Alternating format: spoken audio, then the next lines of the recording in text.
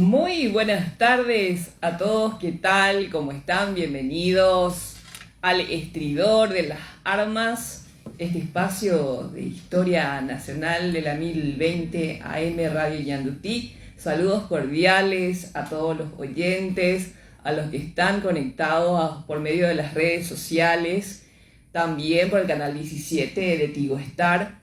Bueno, hoy vamos a hablar justamente de un tema bastante importante dentro de nuestra historia, que versa sobre el protocolo del 12 de junio del año 1935. Algunos dicen, bueno, la paz del Chaco, ¿verdad? Realmente fue un protocolo para el cese de las hostilidades, ¿verdad? Y por sobre todo ahí empieza un largo proceso, ¿verdad? Diplomático, político, todos los niveles del poder para llegar efectivamente a la paz, a la paz del Chaco. Bueno, eso es importante siempre aclarar. Y bueno, y hoy estamos con uno de los chacólogos más importantes de nuestro país, ¿verdad? Es decir, yo no soy chacóloga, tengo que admitirlo, ¿verdad? Me falta mucho todavía para considerarme así, por más que sea una estudiosa, ¿verdad? Pero el chacólogo es el que te sabe absolutamente todo sobre el Chaco. Y en mi opinión, en mi criterio, así como muchos investigadores también, el señor Luis Agüero Wagner es uno de los estudiosos, además. Últimamente seguramente ustedes lo ubican porque en las redes sociales pone día a día lo que pasó un día como hoy en la guerra del Chaco. ¿Sí? Está en TikTok, en Twitter, bueno, en mi WhatsApp. Todos los días yo estoy recibiendo algo nuevo sobre el Chaco, de acuerdo a las investigaciones del querido Luis. Luis, bienvenido otra vez al Estridor de las Armas. Gracias por estar con nosotros. Gracias, Hugo. Es un placer siempre estar acá. Estoy disfrutando mucho de poder estar acá y hablar contigo. En la nueva Ñanduti, ¿viste? Ahora te estoy recibiendo por primera vez en los nuevos estudios de la radio. Y bueno, querido Luis, vamos a pasar un poco a hablar de nuestro tema, ¿verdad? Pero siempre yo le pido a Luis que nos explique el Chaco como si fuésemos niños, ¿verdad? Pero no tenemos todo tu bagaje. Luis, para que la gente vaya entendiendo, ¿verdad? Años de guerra, batallas, pérdidas humanas, ¿verdad? Hasta llegar a este protocolo. ¿Qué pasó antes de llegar a la firma? Bueno, tenemos que decir una cosa, ¿verdad? Primero, ¿verdad? Para empezar, yo considero que se exageró la nota para hacer una guerra de 100.000 muertos. ¿Cómo fue eso, verdad? Yo considero que fue un fracaso de la Comisión de Neutrales de Washington. Vamos a pensar por ahí, que era la que tenía en ese momento a su cargo parar la guerra. Bueno, ahí, por ejemplo, hay mucho debate acá ahora, porque hay personas que estudian la guerra del Chaco, Luis, y bueno, por poco no le cantan honores y loas, no hay casi críticas, ¿verdad? Porque por una cuestión lamentablemente ideológica, partidaria de nuevo, ¿verdad? Pero tu visión en base a un trabajo objetivo, ¿verdad? Sí. Sin que haya de por medio algún fanatismo político, contanos un poco por qué vos criticas esto. No, hay que tener en cuenta, ¿verdad?, que el gobierno de Estados Unidos estaba haciendo lo posible por evitar la guerra, ¿verdad? Pero había otros intereses, estaba el dólar, Wall Street, estaban los petroleros y estaban los fabricantes de armas, que habían crecido mucho con la Gran Depresión, que vino en 1929, una de las cosas que más estimuló fue la fabricación de armas, ¿verdad? En todo el mundo, ¿verdad? En Alemania también, ¿verdad? En Europa. Bueno, entonces ahí había que usar las balas, había que usar las armas, yo creo, ¿verdad? Es decir, la guerra es un negocio, ¿verdad? No, claro, no, yo no creo que una guerra se haga después de 80 años, estar dormido, un asunto en la esfera diplomática, ¿verdad? Tenga que estallar una guerra así, porque sí, ¿verdad? Por ejemplo, podría haber habido, te pongo el ejemplo de Argentina y Chile, que son países con más medios para hacer una guerra, y nunca tuvieron una guerra, y tienen tanto o más motivos, además que se odian, ¿verdad? Los argentinos con el chileno se detestan, ¿verdad? ¿Vos decís? Sí. En cambio nosotros con el boliviano nunca tuvimos ningún roce, nada. ¿Y cómo se entiende eso, Luis? Porque la inteligencia paraguaya, inclusive, nosotros, por ejemplo, Eligio Ayala, ¿verdad? de forma secreta ya fue adquiriendo ciertos armamentos así. Nosotros Claro. ya fuimos Claro, avasallados, creo que desde 1904, Claro, ¿verdad? claro, Digo, sí. algunos dicen un poco antes luego, ¿verdad? Que los bolivianos ya iban tomando nuestro territorio. Ellos justificaron, por ejemplo, de que hacían lo mismo que Paraguay, tenían derecho ellos también a explorar un territorio y no, pito, que no había nadie, que no había nadie, no había camino, no había nada, ¿verdad? Entonces, bueno, eso es lo que ellos alegaron, ¿verdad? Ahora, estoy de acuerdo que fue Bolivia el más interesado en empezar la guerra, ¿verdad? En eso sí te puedo decir que sí, porque Bolivia había obtenido un crédito de Dillon Reed, ¿verdad? Famoso, ¿verdad? Pero eran créditos. Contanos sobre ese crédito. Bueno, los créditos en realidad fue denunciado todo por el senador Long, que todo lo que dice él ahí es totalmente probado, por comisiones del Congreso norteamericano. El senador Gerald Knight justamente en ese momento estaba haciendo una especie de comisión de verdad y justicia, que era la comisión de municiones con respecto a la Primera Guerra Mundial. Con relación al senador Long, Luis, el senador hablaba, ¿verdad?, de una cuestión de intereses de petróleo. Claro. Sin embargo, aquí muchos libros de mucha gente que escribe sobre este tema de las causas de la guerra dicen que el petróleo no puede ser la causa. Bueno, toda esa gente que dice eso, yo le aconsejo leer la explicación de Eusebio Ayala al norteamericano Meredith Nicholson en agosto del 34, ¿verdad? Porque hace una explicación brillante. ¿Y dónde podemos conseguir todas esas documentaciones? Todo eso está accesible en la web, en la página web del Departamento de Estado norteamericano.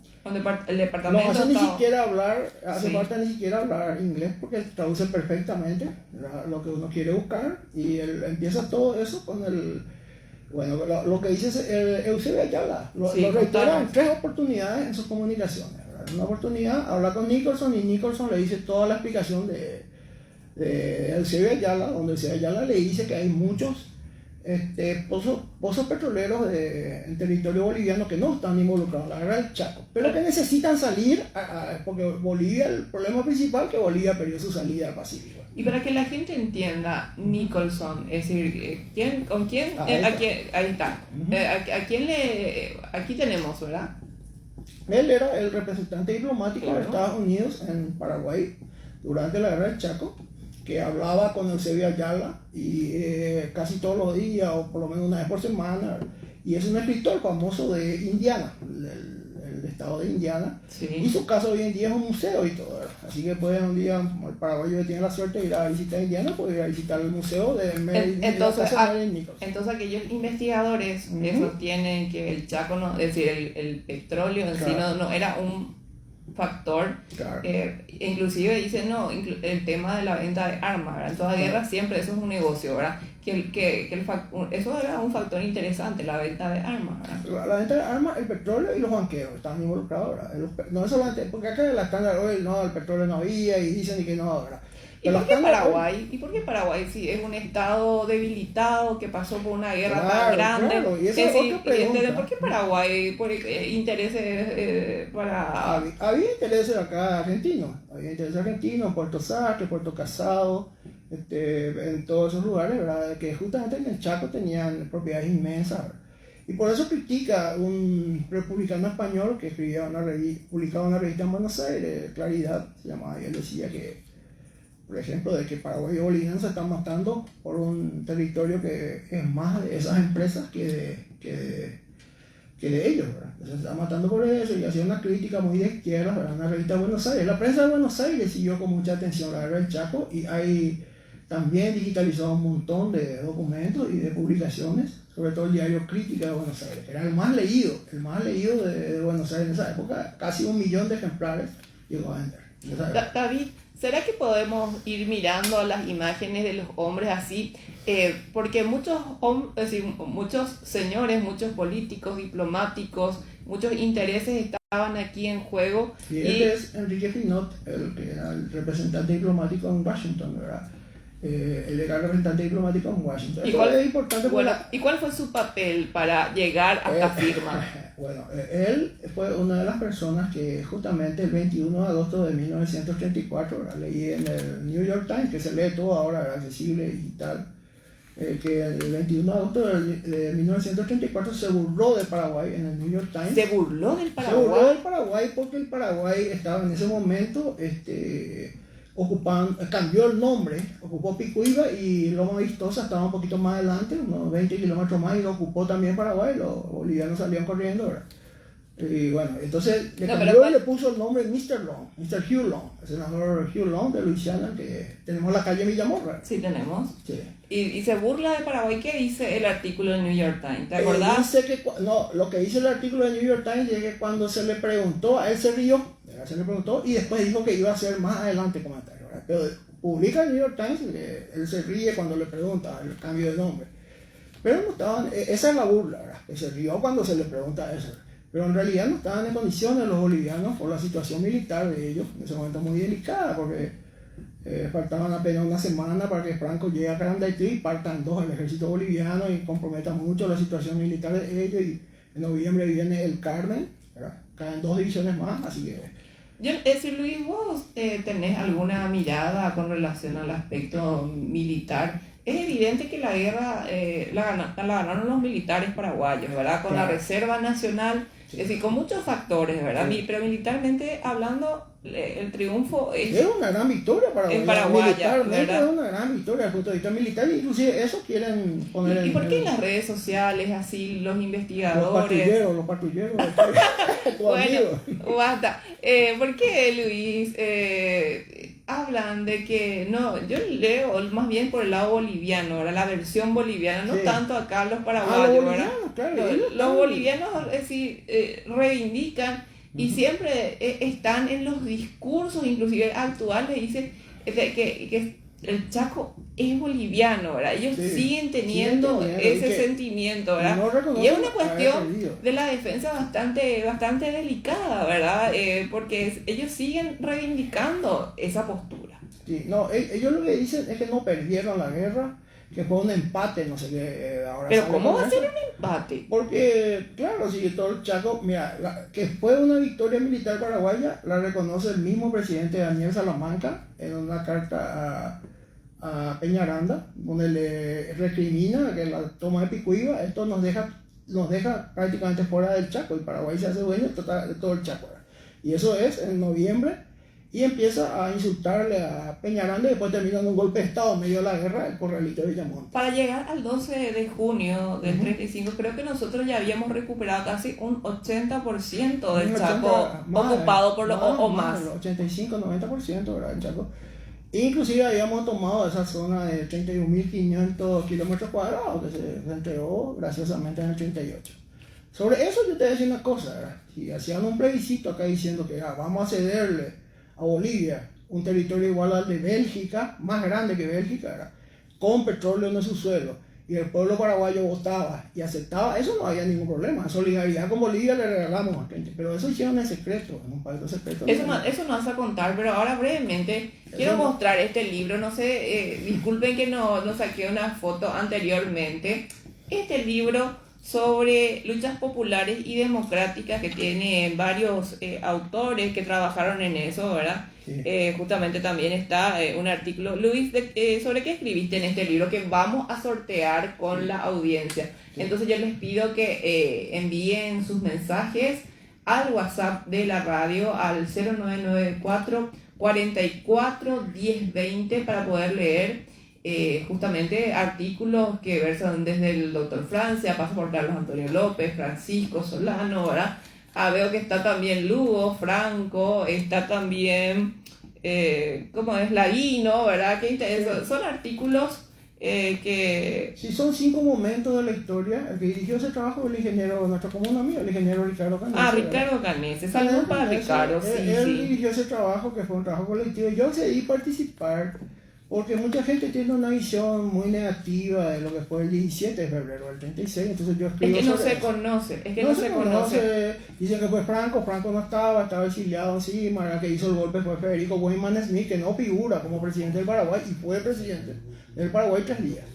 ¿Verdad? Por ejemplo. Qué interesante dato. Y que vino el presidente Roosevelt a inaugurar la conferencia en Buenos Aires, sí, en el 36, bajo presidencia de Franco. Eso también, ¿verdad? Y que también hay un montón de tejes y manejes ahí que son desconocidos. Pero volviendo a lo del 12 de junio, quiero empezar porque si no, no vamos a terminar, ¿verdad? Yo quiero pensar que en la Comisión de Neutrales de Washington hay un tratado de una rusa, que leí también sobre eso, ¿verdad? La comisión se llama la Sociedad de las Naciones y la Guerra del Chaco. Un tratado de una rusa de Moscú, ¿verdad?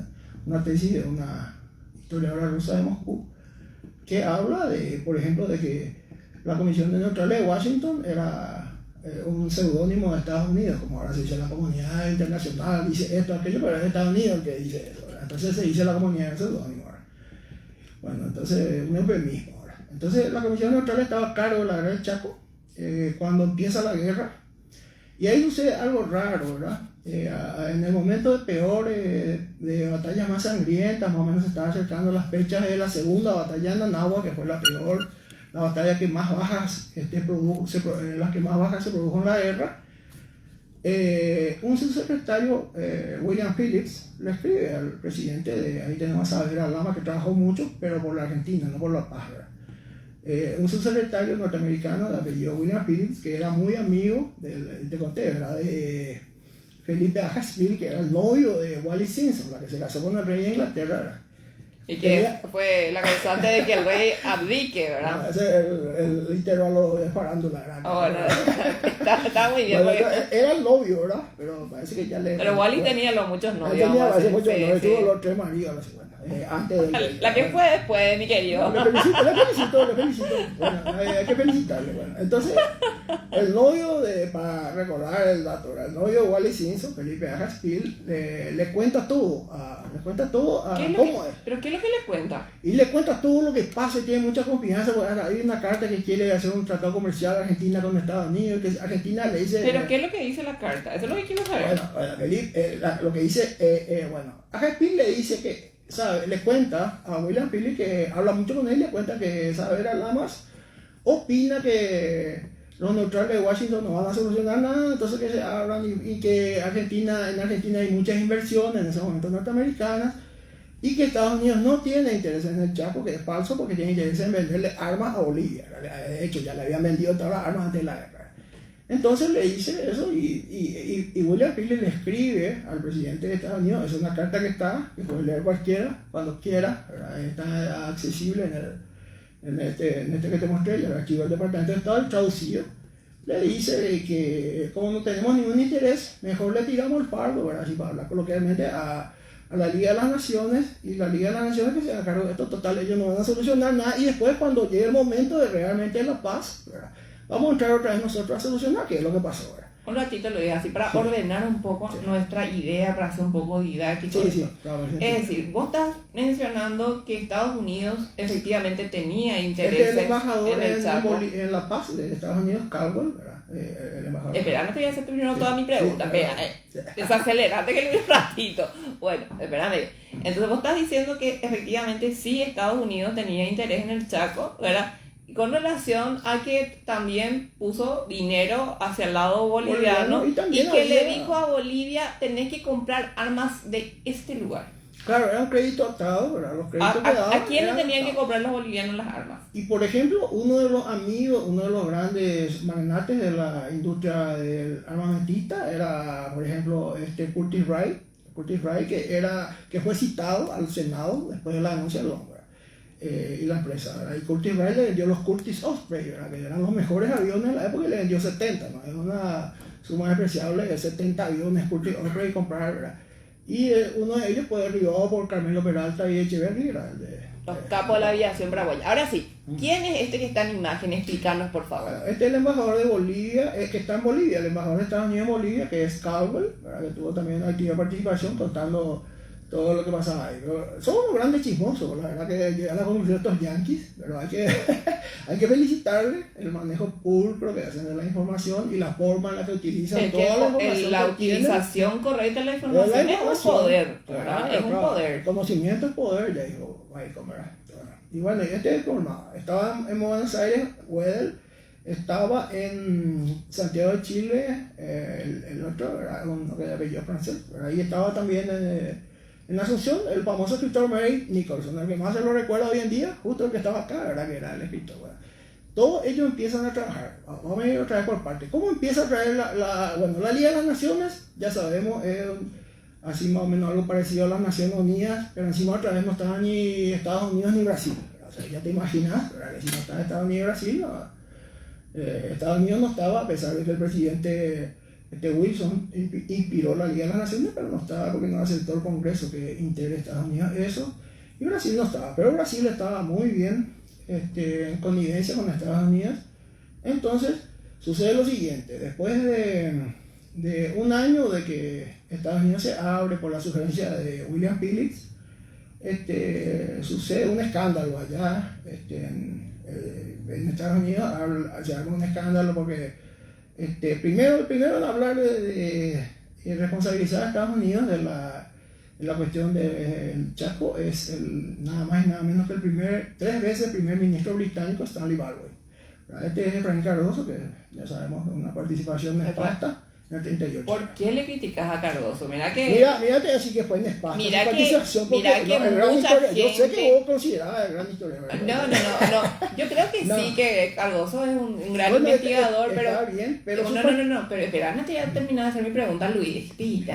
Luis, decime un poco, ¿por qué para vos? Porque uno puede leer varias cosas. En la historia tenemos varias discusiones, ¿verdad? Donde la gente argumentan correctamente su punto de vista. Claro. Dicen que la actuación y el desempeño de Cardoso que fue lo que se necesitaba en ese momento, por una circunstancia. Y bueno, decime vos por qué vos pensás diferente. Bueno, la gente dice que hicieron ya lo que no había caso, ¿verdad? Lo único que podían hacer ellos era entregar esos 30.000 kilómetros allá en Buenos Aires, 30.000 kilómetros cuadrados en Buenos Aires, el territorio petrolífero, que no había caso. Yo te digo que no era lo único. Porque Zubizarreta tenía otras ideas, ¿verdad? Y estaba firme, ¿verdad? Y estuvo hasta el final, hasta el 5 de julio. Espera, Luis, te quiero hacer, dentro de este contexto, hay investigadores que dicen que no, es cierto que se entregó territorio. ¿Cómo no va a ser cierto? O sea, acá tengo el mapa de, no sé si podemos mostrar. Medio difícil, pero ese mapa ahí está medio difícil para que se vea. Tengo el mapa de Buenos Aires, ¿verdad? Es geógrafo, el capitán Puig, geógrafo militar uruguayo, ¿verdad? Que me enviaron hace poco 3 tomos de toda la delegación. Bueno, los que dicen que no hubo tal entrega, ¿verdad? Que dicen que es una cuestión política del ataque a los liberales, ¿verdad? Ahí. No, la entrega está reconocida por todos los participantes de ese tratado secreto del 38, ¿verdad? Que son Braden, que viste que Braden, cuando más dicen grande que es un discurso político nomás para desmilitar los logros que del liberalismo que estaba en el poder en ese momento. Además no es liberalismo, porque no eran ni siquiera liberales. de Estigarribia nunca fue liberal, sabemos ahora, pues digo, no, liberal no va a poner una dictadura nazifascista en el país y se va a prestar al fascismo preventivo que había impuesto ya Cordell Hull, justamente este secretario de Estado en Dominicana, en Cuba y en varios países más, ¿verdad? Entonces hay que entender que ese es un error de ellos dependerle a eso. Lo que yo quiero que me expliques bien es por qué, según vos, hubo una entrega territorial. Hubo una entrega porque una entrega y una traición de una interna se creó en la Comisión Paraguaya, y este señor Efraín Cardoso estaba participando ya como informante, y está todo acá, pueden leer, el delegado junior le llaman, ¿verdad? Le llama Wedel, le llama Brian en todas sus comunicaciones a Washington. Y este señor estuvo informando, Alexander Wedel, el embajador de Estados Unidos en Buenos Aires, que en todas sus comunicaciones van a poder averiguar. Le detestaba a Zubizarreta porque decía que Zubizarreta era un hombre que lo único que sabía era decir no y no, ¿verdad? Entonces, ¿qué pensás vos de Zubizarreta? Y yo creo que Zubizarreta es al final el culpable de la entrega, porque se prestó a renunciar, ¿verdad? Inclusive fue en avión, Brian, él tenía que haberse quedado. Pero yo te decía que teníamos que hacer. Hubo una presión para que él renuncie de Estados Unidos. Claro, fue una presión, y ahí puedes leer esa entrevista de Benjamín Vargas Peña, donde él estaba de casualidad en la esquina de la Plaza Uruguaya, frente a la casa de Estigarribia, está ahí. Y le acompaña a Zubizarreta, que viene a visitar a Estigarribia, entra como era amigo de la familia Estigarribia, y le acompaña y le dice y escucha todo lo que hablan ellos sobre el tema de Buenos Aires. El ejército, hablan de la entrega, hablan de esto, todo esto. Está todo el testimonio, pero ese es el testimonio, digamos, así a nivel acá, ¿verdad? Farándula de chisme y ahora, pero el testimonio real está en las memorias de Braden, Spring Braden, está el testimonio de Ruiz Moreno a Buenos Aires, y está el testimonio de Barrera Lao a Lima, y está también los informes de ese señor, este es Brian, el que mismo Weddell a Washington. O sea, está todo eso, lo de Brian y Weddell a Washington, que es lo que está mejor y es más accesible, que acá yo ya leí todo, te mostré.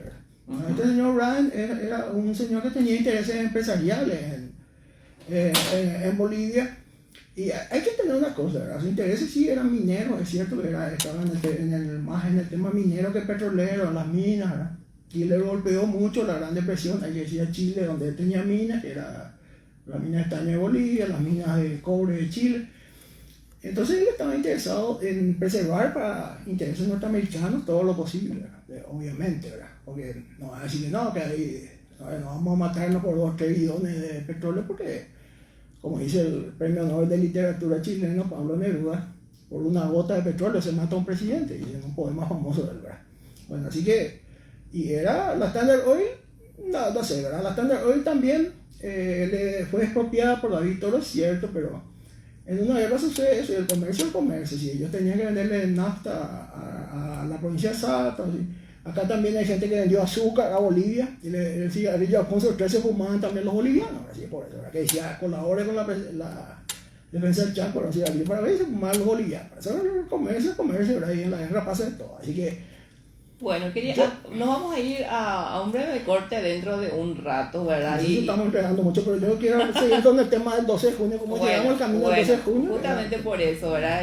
No, pero obviamente un tema sí es bastante complejo, tiene muchas miradas, tiene muchas aristas, no es un tema fácil para entender, pero nos vamos a ir al corte y te dejo esta pregunta para que pienses, Luis, ¿verdad?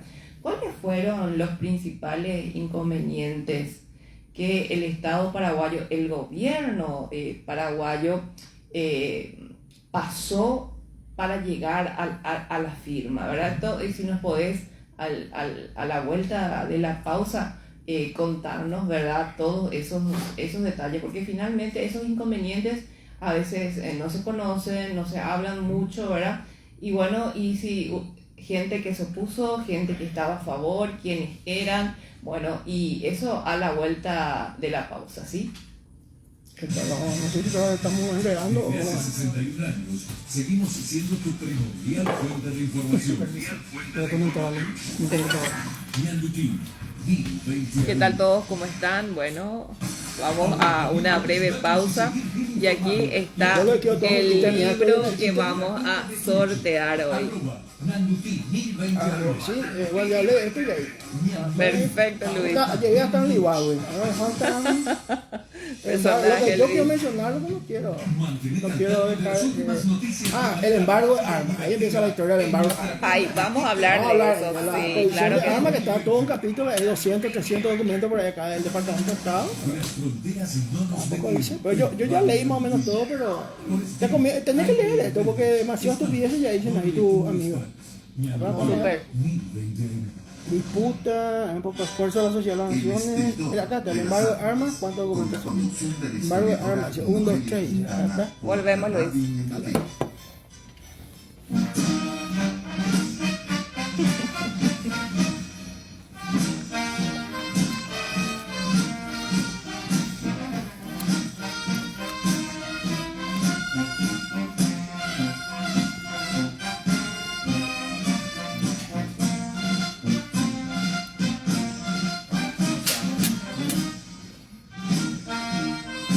Volvemos, acá los muchachos están marchando al ritmo. Bueno, sí, efectivamente estábamos hablando con Luis. Luis tiene demasiada información, ¿verdad? Está todo desesperado. Y como ya vamos a meter todo en una hora. Y cálmate, Luis, lo que se pueda, se puede. Y lo que no, después volver. No necesita hablar del 38, que ya es y bueno, para 10 tomos por ahí lo que pasó allá en Buenos Aires. 38. Y bueno, yo soy así, Luis, ¿verdad? ¿Qué querés que te diga? Pero ahora vamos a volver al tema. ¿Qué me ibas a decir con relación a los armamentos? Bueno, los armamentos, entonces yo te dije, la Sociedad de las Naciones el 18 de mayo de 1934, por fin, ¿verdad? Después de... Pues como dijo el presidente Donald Trump sobre las Naciones Unidas, ¿verdad? Y tiene razón, ¿verdad? Es un lugar donde se van a farrear y pasar bien. Dijo una época que votaron en contra de algo que querían, entonces salió con eso y es cierto, ¿verdad? La Sociedad de las Naciones Unidas armó una comisión, después otra subcomisión y nadie hacía nada, ¿verdad? Y vinieron a Montevideo a pasearse, a hacer turismo, hasta Álvarez del Valle, el famoso que fue ministro de la República Española, estuvo ahí, ¿verdad? Y un montón de condes que había todavía en esa época, ¿verdad? Que se dedicaban a la diplomacia, vienen a solucionar, vienen a Montevideo a pasearse, a conocer Chaco, que no conocía, ¿verdad? Linda gira turística. ¿Cómo voy a pasearse? Y vienen a pasearse porque no hacen nada. Pero sucede la batalla de Campo Villa en diciembre. Bueno, vamos a dejar Campo Villa y vamos a ir más adelante. Entonces ahí se nota que no hacen nada ellos, ¿verdad? Y se nota que se le dejó en manos a ellos precisamente para alargar la guerra. Porque bueno, estamos vendiendo armas, que nos cuesta, ¿verdad? Que dura un poco más esta guerra. Total, otros tipos son los que se están matando allá lejos, como dijo Trump también sobre el caso kurdo, ¿verdad?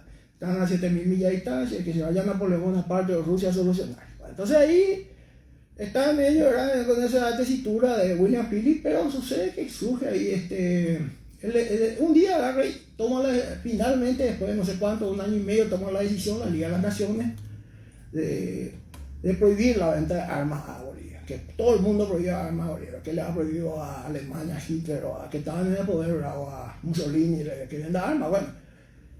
Pero Estados Unidos acepta eso porque el mismo 3 veces primer ministro de Inglaterra, Stanley Baldwin, ¿verdad? Dice que el problema es Estados Unidos, porque Estados Unidos no está en la Liga de las Naciones y ellos no.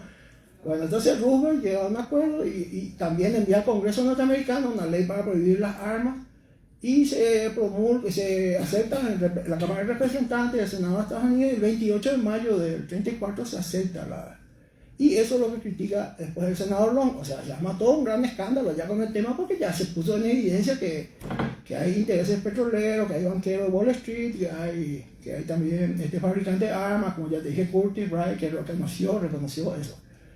Lo llaman a declarar sobre el tema de las armas, por ejemplo, a Curtis, en noviembre del 33, y él le dice al senador David Clark, el senador de Idaho, le dice, no, nosotros estamos haciendo lo mismo que hace Argentina e Inglaterra con Paraguay, ¿verdad? Porque Argentina le da préstamos, le da armas, y Inglaterra también le manda a Argentina, y después otros países como Italia, ¿verdad? Bueno, entonces así que ¿por qué nos critican a nosotros que somos compatriotas a ustedes? Le dice al senador Clark, ¿verdad? Eso está escrito, o sea que sí, estamos vendiéndole armas a Bolivia y le estamos dando crédito a Bolivia, es lo que en su conclusión dice.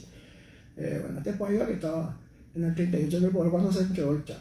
Bueno, entonces el senador David Clark documenta eso. Y hay la comisión de Gerald Nye, que era el senador de Dakota, también, ¿verdad? Que estaba a cargo de una comisión de municiones. Bueno, entonces el 28 de mayo, por fin, ¿verdad? Después de todos los escándalos, el presidente Roosevelt decreta que se prohíbe vender armas a Paraguay y a Bolivia. Y para que vos te hagas una idea, ¿verdad? Que estos bolivianos estaban muy bien enchufados allá en Washington, ¿verdad? Se va a Pinot, la primera foto, creo, la segunda que mostramos, ¿verdad? Pinot se va a reclamarle, a atropellarle, ¿verdad? Se va a atropellarle a Sanders Wells, que cuando eso era todavía un segundo después del Hulk, ¿verdad? Sanders Wells fue el gran estratega global, le llama, de Roosevelt, ¿verdad? La Segunda Guerra Mundial, ¿verdad? Pero ahí la atropella y le llaman a Roosevelt, Sanders Wells le llaman a Hulk de superior, le dicen, ahí no me atropelló, claro, yo soy amigo de Rockefeller y soy amigo de Vincent Astor y de Curtis Wright, que me vende a mí, ¿ustedes cómo me van a prohibir a mí ya? Bueno, vos decís, hoy en día si pasa eso, un boliviano al Departamento de Estado, ¿quién le va a dar, ¿verdad? Ni 5 bolillas, ¿verdad? Impensable. Impensable luego que un boliviano se anime, ¿verdad? Pero hizo esto, y finalmente, después de un mes y medio más o menos, el 27 de julio de ese año 34, le da una excepción a un cónsul boliviano de Nueva York para mandar 1.791 ¿Dónde cajas. podemos leer eso, Luis? Y está todo en el Departamento de Estado, está todo, y está hay 3 cartas. Bueno, acá están las cartas, yo te estuve mostrando ya que está todo. Así que si alguien duda, puede entrar ahí, está traducido y todo, ¿verdad? Voy a ver las fechas. El 27 de julio de 1934 pasa eso. Ya cuánto, después junio, pasó todo junio, pasó ya casi 2 meses, ¿verdad? 2 meses menos un día de que el presidente Roosevelt promulgó la ley de prohibir venta de armas para Bolivia. Entonces, ¿verdad? Ahí empieza otro problema porque se publica una sanción y se entera justo Pastor Benítez, ¿verdad? Cuando es canciller. Justo Pastor Benítez hace una nota muy dura que esta empresa, que no sé qué cuánto, que cómo van a hacer esto y van a violar su propio embargo, ¿verdad? Y se publica en Asunción y Meredith Nicholson, el que está acá, ¿verdad? Que te dice el escritor, le cuenta eso a Hull en un telegrama a Washington. Entonces, bueno, Hull se pone nervioso, ¿verdad? Y le pone nervioso porque, lógico, los políticos son así, ¿verdad? Un problema lejos no importa, es un problema para un político, para su imagen, para qué sé yo. Entonces Hull se pone nervioso y le escribe a Nicholson y le dice, Nicholson le dice en esa carta que acá en Paraguay todo el mundo está diciendo, y es evidente que la Standard Oil está involucrada en esta excepción de armas, pues tiene que ser un peso pesado, ¿verdad? Que le va como un boliviano a ir a atropellar y le van a dar una excepción. Ese es un peso pesado que está detrás. Una consulta con relación a eso, porque siempre estoy yo con el tema de la duda, con el tema del petróleo.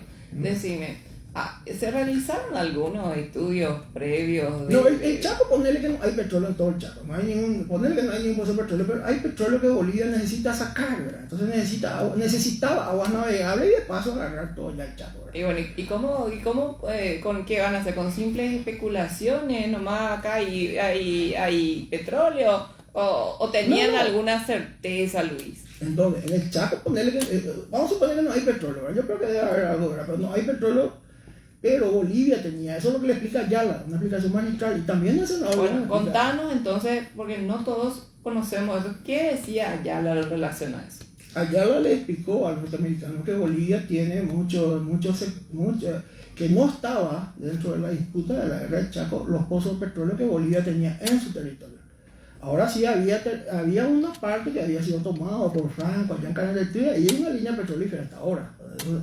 Pero en la guerra no estaba en disputa esos pozos petroleros que tenían en su interior, pero Bolivia no tenía salida al mar y necesitaba aguas navegables para sacar su petróleo porque perdió la salida. Entiendo lo de las aguas navegables. Sí. El río Paraguay es navegable, el río Paraná tiene sus complicaciones, ¿verdad? Pero si no hay algo serio establecido y solamente vamos a suponer si hay petróleo o no, entonces claro, eso no es el tema. Luis, ¿verdad? Vos tenés que escuchar también la otra parte, aunque no te guste escuchar el tema del petróleo, ¿verdad? El tema es, mucha gente dice que es absurdo poner el petróleo como una de las causas de la guerra porque no habían estudios previos, es decir, ¿por qué va a ser ese el factor que impulsa yo no estoy de acuerdo tampoco fue el petróleo. Yo lo que digo es que fue unos empresarios petroleros. No, porque acabas de mencionar a la Standard Oil, ¿verdad? Bueno, la Standard Oil era una empresa que podía conseguir crédito en Wall Street y que Rockefeller era amigo de Wright, así que podía conseguir aviones, podía conseguir crédito, podía conseguir todo. ¿Verdad? No es petróleo, lo único que le interesaba y ganaron mucha plata con la guerra del Chaco, porque 70 aviones, solamente Curtis le vendió 70 aviones, Curtis Osprey a Bolivia, o sea, ya es plata. ¿Verdad? Bueno, o sea que no, ganaron plata, ¿verdad? Pues ganaron plata, y que si no hay petróleo no importa, nosotros ganamos plata vendiendo las armas y dándole un crédito de su derrota. Eso es categórico, ¿verdad? Por la venta de... ¿O crees que ahora no está ganando plata gente con el tema de Ucrania? Está ganando, banqueros están dando crédito y están atando a armas norteamericanas y están haciendo todo lo mismo que hicieron acá con el Chaco, ¿verdad? Y bueno, eso es un negocio, ¿verdad? Ahora, de ganar mucha plata se gana, ¿verdad? Sí o sí, ¿verdad? Y esa es la cuestión, ¿verdad? ¿Y cuáles fueron los otros, es decir, los inconvenientes, si podemos puntualizar? ¿Es posible puntualizar los inconvenientes? Bueno, ¿había gente que no quería que se firme el armisticio? Había, pero eso dependía de la situación militar y de las expectativas, ¿verdad?, que tenían ambos países con respecto al desarrollo de la guerra. ¿Existió algún sector que quería que esto tenga una continuidad? Claro, lo que había era un sector que quería terminar con la guerra porque ya se había destapado la olla, digamos, en el sentido de que habían involucrados, ¿verdad?, empresarios, había involucrado fabricantes de armas, había involucrado banqueros. Entonces eso es lo que había interés de terminar la guerra y empieza ese interés a manifestarse muy nítidamente acá en la carta del Departamento de Estado, ¿verdad?, en el mes de septiembre, especialmente del año 34. Pero, ¿cómo hacemos ahora le tiramos el palo a la Liga de las Naciones? Bueno, vamos a seguir otra vez el tema del 12 de junio. Le tiramos el palo ya a la Liga de las Naciones en junio del 33 y ahora queremos terminar la guerra, pero ellos son los que tienen la pelota en su... ¿verdad? La Liga de las Naciones es la que está manejando. Ahí está William Phillips, el del senador Long. William Phillips, que no va a pasar de atrás, el que recién, el anterior.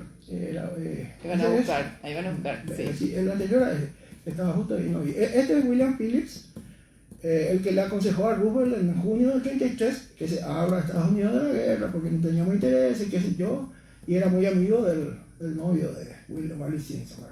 Y bueno, entonces él le aconsejó en una carta a Roosevelt, después en la India, embajada, qué sé yo. Bueno, lo que sí que este tipo fue el que hizo que se abra Estados Unidos en el junio del 33, creo que el 9 de junio del 33. Después, en agosto, 27 de agosto, se entera Cordell Hull, que usted ya la entiende perfectamente el tema, ¿verdad? Entiende perfectamente el tema del petróleo, de la agua, eso que te digo navegable, que está su carta, una larga carta, no podemos leer ni resumir acá, que le manda a Cordell Hull Nicholson, ¿verdad? Entonces ahí ellos le dan la razón, Hull, digamos, en el sentido de que, bueno, esto estamos metidos acá, está la maceta, así que tenemos que hacer algo para que esta guerra termine lo antes posible, y empiezan ellos a trabajar y se nota eso, ¿verdad? Se nota 4 o 5 comunicaciones a Santiago, 4 o 5 por día, ¿verdad? A Asunción, a Santiago, a La Paz, a Montevideo, a Buenos Aires, ¿verdad? 500 comunicados en un ratito.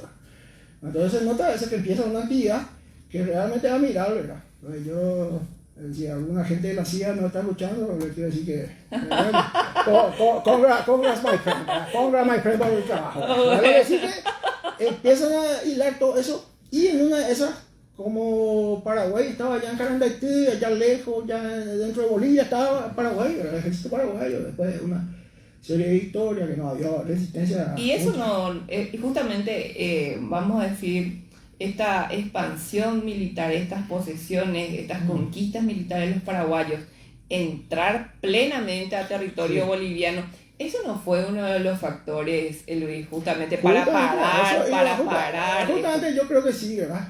Vamos a decir que es mera coincidencia, como dice la película, ¿verdad? Supongamos que fue mera coincidencia, ¿verdad? Yo no creo que sea una mera coincidencia. Bueno, supongamos que fue mera coincidencia, pero todo parecía una guerra de control remoto. Ahora que pare, ahora que continúe. Ahora que pare, ahora que continúe. En serio, ¿verdad?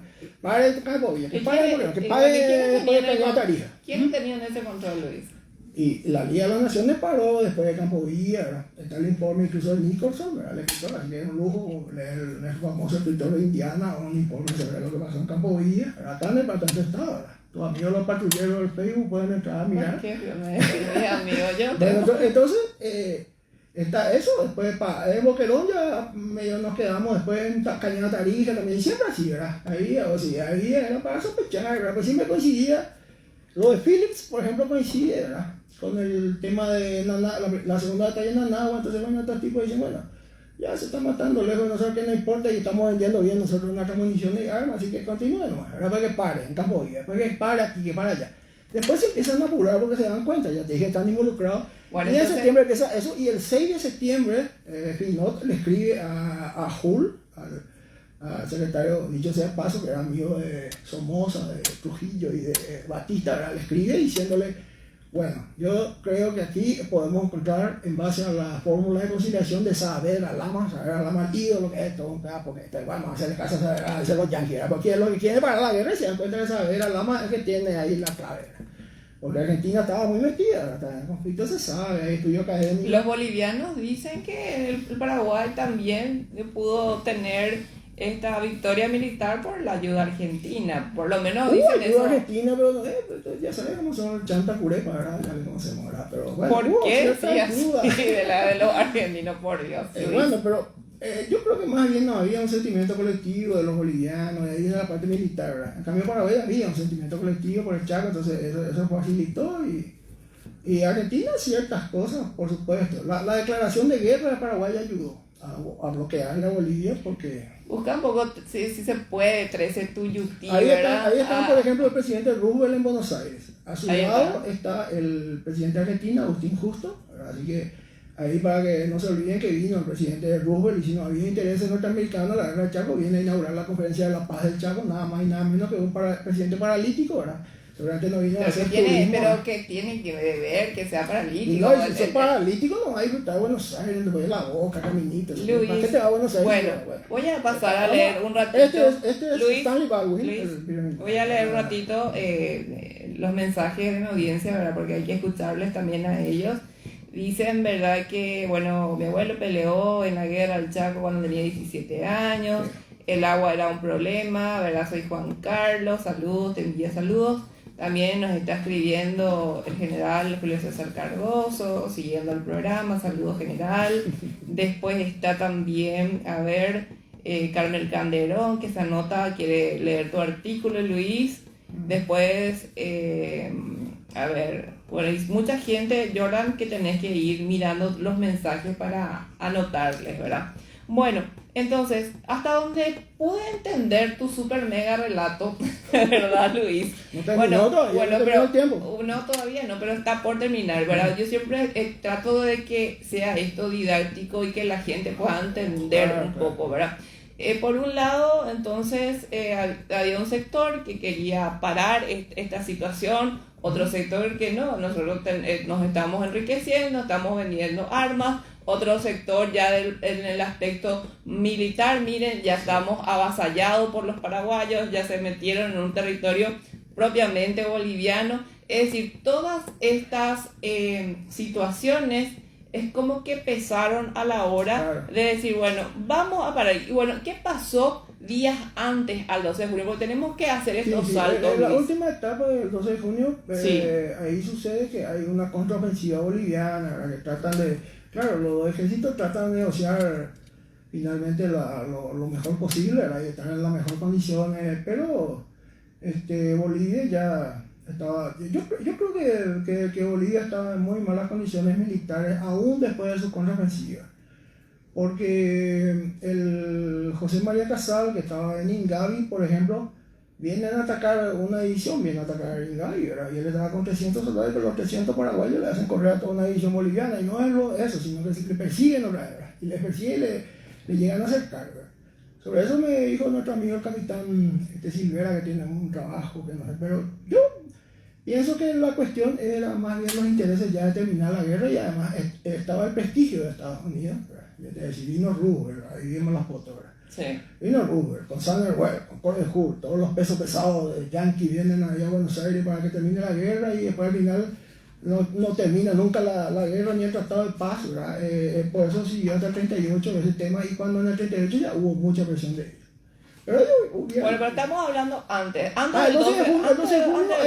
eso militarmente sucede, también lo de ahí en Mandillo Pecuá con Eustacio Rojas, ¿verdad? Que logra defender Mandillo Pecuá, el paraguayo Eustacio Rojas. Militarmente el éxito de Eustacio Rojas y de Casal son decisivos para que los bolivianos el 9 de mayo acepten firmar. Porque ellos estaban, otra vez como si fuera que ellos estaban ganando la guerra, y eso sale en el editorial del diario Crítica de Buenos Aires. Yo nunca he visto que un ejército tenga la grandeza de aceptar primero firmar el ejército que ganó la guerra, dice Crítica. Paraguay gana la guerra y Bolivia, que perdió, no quería firmar el cese del fuego. Es cierto que ellos estuvieron hostilizando la línea paraguaya hasta el mediodía del 14. Sí, eso es cierto. Eso es cierto. Eso es cierto, y hubo muchos muertos en la última hora de la guerra, los últimos minutos de la guerra. Este es, por ejemplo, Antonio Zamora, un español que dirigía una revista en Buenos Aires, que escribió unos artículos fantásticos que parecen fabulosos artículos sobre la guerra del Chaco, de sus opiniones, ¿verdad? Por ejemplo, de que justamente sobre el 12 de junio, escribió uno el 15 de junio, hoy creo que pase el video del artículo que escribió este señor Antonio Zamora en Claridad de Buenos Aires, hablando de que, bueno, que después de toda la hipocresía diplomática secreta de tantos años, ahora resulta que la guerra terminó sin vencedores y vencidos, y todos salieron vencedores y todo quedó como estaba. ¿Qué es lo que es? No, bueno, pero vamos a ir por eso. Eso dijo Lugo. Acordate, sí, el presidente Lugo, y él sin vencedor ni vencido. Todo vino, pero no, Ayala. No, bueno, pero te cuento que esto se refrenda también en el periodo de Fernando Lugo, ¿verdad? No, yo no estoy de acuerdo, yo le dije ahí públicamente cuando nací ese libro, yo no estoy de acuerdo con ellos, yo soy crítico de ellos, el luguismo, ¿sabes? Pero claro, decir, ¿cómo van a decir semejante públicamente? Van a decir eso, ¿verdad? Yo la verdad es que estoy de acuerdo con el ingeniero Canés en unas cosas, ¿verdad? Que hay mucho entreguismo, ¿verdad? Hay mucho entreguismo hasta el punto que ni siquiera la historia podemos debatir en serio acá en Paraguay por culpa del entreguismo que hay, ¿verdad? Esto que me está mencionando vos, que no quieren que se hable de la entrega del Chaco, no quieren que se hable de cuánto perdimos, dicen que al final que no ganamos la guerra, cada vez peor, vamos a terminar que perdimos la guerra del Chaco, ¿verdad? Dentro poco, perdimos la guerra del Chaco, sí, cosas así. Y van a traerle el panteón de Bartolomé Mitre. Es lo que falta, es realmente así. Porque yo hablo con gente, vos sabes, en serio te digo, hay gente que yo le cuento, le digo así hablando de la guerra, no, pero perdimos 32.500 kilómetros cuadrados de territorio petrolífero, y me dicen, no, eso es normal, así como ya que es normal, tanto que ya se entregaron que ya. que es normal, ¿verdad? En eso estoy de acuerdo con el ingeniero Ricardo Canese, porque hay mucho entreguismo que hay que despojarse de eso, de nuestra iconografía que es medio bipolar también, porque tenemos un mariscal que fue intransigente, que murió con la arma en la mano, y después tenemos otro que, ¿verdad? Bueno, pero eso es normal, ¿verdad? Es un poco de maniqueísmo dentro de la Y te voy historia. a decir que es normal. No, pero que, no, digo, que eso es lamentable, ¿verdad? Pero se maneja así la historia por intereses políticos, por eso es que hay que Claro, sacar por ejemplo, eso, la figura, entonces influye, pues, si estamos hablando de historia, ¿verdad? Vamos a sacar de lado la figura política de tal personaje histórico, vamos a contar. Acá está Saavedra Lamas, premio Nobel, trabajó mucho, es cierto, y su propuesta fue la que terminó la guerra, pero fue un triunfo también paraguayo porque él estaba en comunicación permanente con el C. de Ayala, y también el C. de Ayala, por ejemplo, otra cosa es la gente que dice que no ganamos la guerra del Chaco, tiene que tener en cuenta que se negoció en Buenos Aires, y eso también fue un triunfo diplomático paraguayo, porque Bolivia era miembro fundador de la Sociedad de las Naciones, y ellos querían a toda costa llevar a Europa, llevar aquí y allá. El presidente Getúlio Vargas, que cuando la guerra estaba terminando, en esos días que vos me preguntaste, visitó Argentina, el mes anterior estuvo Brasil y Argentina de la mano, paseando por Buenos Aires justo estuvo en octubre, había ido justo el año anterior, entonces eso facilitó, y Brasil estaba muy de acuerdo Brasil se dejaba llevar por Estados Unidos en las negociaciones, esa es la verdad, y Estados Unidos vio que la fórmula de Saavedra Lamas era posible aplicar, después que una vez le visitó Pinot el 6 de septiembre, Pinot le visita por la situación crítica de Bolivia militar, entonces ya quieren terminar ellos. Bueno, Luis, como sabes, este programa es muy breve, estamos llegando al final, ahí Jordan me va a pasar quién es el ganador de este libro Paraguay, Luchas Populares y Democráticas. Luis, una conclusión breve sobre este protocolo, beneficios y, consecuencias no tan beneficiosas. Todo cese de fuego para mí siempre es un beneficio, ¿verdad? Por lo menos en el tema de las vidas, sí. Bueno, en conclusión, ¿verdad? El protocolo, el cese del fuego el 12 de junio yo estoy de acuerdo, ¿verdad? Que haya cesado el fuego, pero había ciertas cláusulas que no se cumplieron, por ejemplo el arbitraje, no hubo arbitraje, ¿verdad? Esa es una pena que no hubo arbitraje, y los que se llamaban árbitros era un apodo porque no hubo arbitraje, como decía siempre el doctor Arturo Rey, que era muy conocedor también de lo que pasó en el 38. El 9 de julio de 1938, el 5 de julio lo echan de la Comisión Nacional Bizarreta y asume Estigarribia, y el 9 de julio se hace un acuerdo secreto que ya está totalmente definida la frontera, y déjame decir una cosita más. El embajador, el presidente de la delegación, que era el norteamericano Spirit Raden, Lázaro Cárdenas tenía una propuesta interesante también con Colombia y Venezuela, que sin Estados Unidos él quería porque eran de Salamanca.